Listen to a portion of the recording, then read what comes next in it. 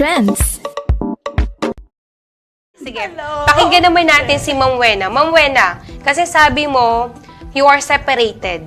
So sa tingin mo, ano yung nagiging isang issue, number one issue kung bakit nagkakaroon kayo ng sigalot, pag-aaway, or alam mo parang ito yung magiging mithi kung bakit kayo maghihiwalay? Na naranasan mo? Siguro isa na yung pagkukulang ng bawat isa. Pagkukulang, Malayo. ito rin yan. Okay. In a way, Pagkukulang, yeah, in the way na it was malayo sa isa't isa kasi kami dalawa ay it was nasa ibang bansa siya, ako naman nandun sa Pilipinas at that time. Siguro ng panahon na yun is pagkukulang ng bawat isa, hindi nagkakaintindihan.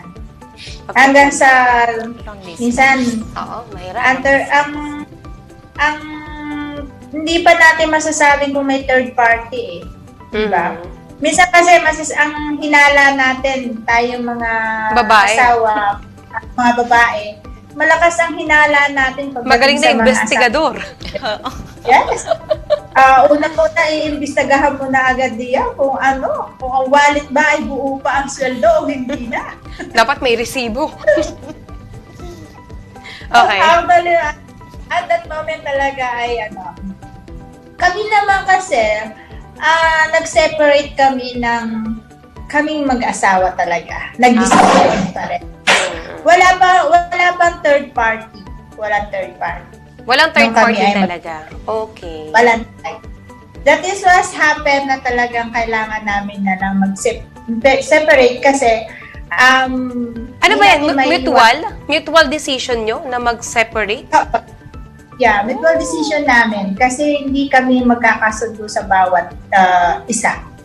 At the age of 15, na-realize ko na parang in the age of 20 na ako ay nakipag-separate. Ha? Ganun Yeah. yung bilis. Ang Yes. bilis! So, di ba, kinasal ka ng 15 years old, tapos separated ka ng 20 years old. Yeah. So, 5 years 21 years old. Oh, not 21 years old. Magto-21 years old ako noong time na yon. Nang makipag-separate ako sa kanya. Pero at least nag-usap kami ng talagang separate kami. Na wala, pero may mga anak na kami. But although that time na yon, napag-usapan namin, it was na either na kami magkahiwalay, it was ang mga bata pa rin ang aming focus sa isa't isa. At gano'n naman ang ginawa niya. Bilang isang ama, ginampanan naman niya. That was the time. Nabubuhay pa siya. So, trust issue. Na-encounter niyo na ba to? Kamusta? Kasi tulad doon, halimbawa, ayan nga, malayo, long distance. Yung trust issue ba? Paano niyo siya kinope up? Ano yung mga challenges? Nakakaparaning ba? Sobra? Sige, Ma'am Levy. Yung Kasi di ba, halimbawa, nagka-third party na. halimbawa, gabi na, ay, 7, 8, hindi pa umuwi. Tatawagan mo, hindi sinasagot yung cellphone, ganyan. Okay. Mahirap. Mahirap. Talaga. Pero, nung nag-time na nalaman mo na parang may something naka-fling-fling or ganyan, yung trust mo sa kanya, nabawasan ba? Nababawasan. Pero bumabalik rin ba? Bumabalik din pagka yung time na kita mong nagbabago na siya. Okay. Kasi yung pagka kasi nalalaman mo ganun, walang pumapasok sa isip mo kundi galit. Okay. Nagagalit ka. Pero ako yung babae na hindi ako nagger. Hindi ko siya ninangawaan or ano. O pagdating siya, sige, kakain ka, hahayin ako, magluluto ako, ganun. Okay. Ganun ako kumartir. Okay. Hindi, sa akin galing Ganun ko siya kamahal. That's Ganon. love, that's love. Magkasama yun. Martyr and love. Magkasama yun. Sa marriage life, yun ba talaga? Kailangan maging martir? Hindi naman, depende sa mga situation siguro. Pero sa situation ko, kung hindi ako nagtiwala, nagtiyaga, ganun yun eh. Pogi kasi ni Sir eh. Ayun, ganon.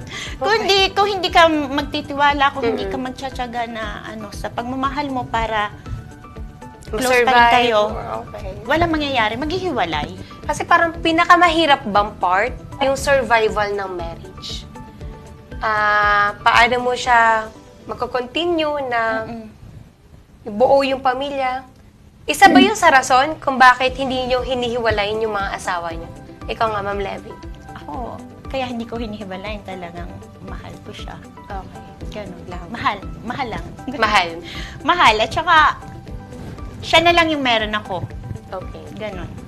Sige, Ma'am Wena, for you, sa tingin mo, sa mga kabataan na meron sa atin ngayon na talagang nagmamadali pumasok sa marriage life, ano yung pwede mong masabi sa kanila? Or pwede mong maipayo o katangian na dapat taglayin lalo na ang mga babae? Ang masasabi ko lamang sa mga kababaihan natin ngayon, lalo na mga talubata, teenagers, siguro ngayon kasi marami na tayo social media na True. maraming connection, maraming may mapapaglibangan na agad sila. Pero hindi naman dapat natin madaliin. Kayo mga teenager, hindi nyo dapat kailangan madaliin ng pag-aasawa. Dahil iba na ngayon ang kultura kaysa kultura noon dati. Kasi alam nyo, ngayon, napaka-high-tech na ng sitwasyon. Napakadaling mag-asawa na. Kumbaga. Pero mahirap hanapin yung talagang buhay mo na maging masaya ka bilang isang single.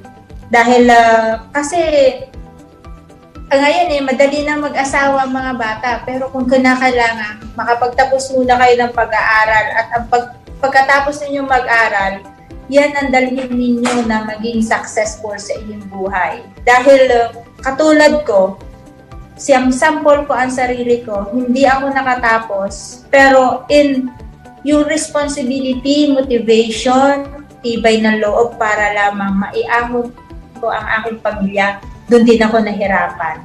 Ngayon, sa tingin ko, ang mga kabataan ngayon, napakadali nilang gawa ng paraan ang pag-aasawa, pero napakahirap din dalhin sa buhay ang walang pinag-aralan sa ngayon. Dahil hindi tumatanggap ngayon ang mga kahit katulad ko, restaurant. Yung mga hindi nakatapos, nahihirapan silang iakyat ang sarili nila bilang isang successful. Pero yan naman hindi minamadali. Pinag-aaralan, pinag-iisipan palagi. Mahirap pero ang kailangan natin tanggapin. Kasi may mga age naman dapat tayong mga kababaihan kung kailan tayo pwede mag-asawa. Siguro yung time nyo, yun ang motivation na kailangan yun ang goal ninyo para tayo ay maging success. Kaya nga, sabi ko nga, ang pag-aasawa ay hindi basta-basta na kanin na isusubo at iluluwal na agad. Very well said. Diba ba? Thank you, Ma'am Wena. And, Ma'am Levy, dahil ikaw, happily married, na-experience mo talaga sa loob ng 32 years, sa tingin mo, tulad ng nating mga kababaihan, sa mga mag-aasawa pa lang at papasok sa pag-aasawa, ano sa tingin mo yung kailangan taglayin na lakas ng kababaihan para ma-survive ang marriage life? Kailangan, para makasurvive yung marriage nila, kailangan hindi ka rin aasa lang sa asawa mo, lalo na financially. Okay. Kailangan marunong ka rin maghanap buhay.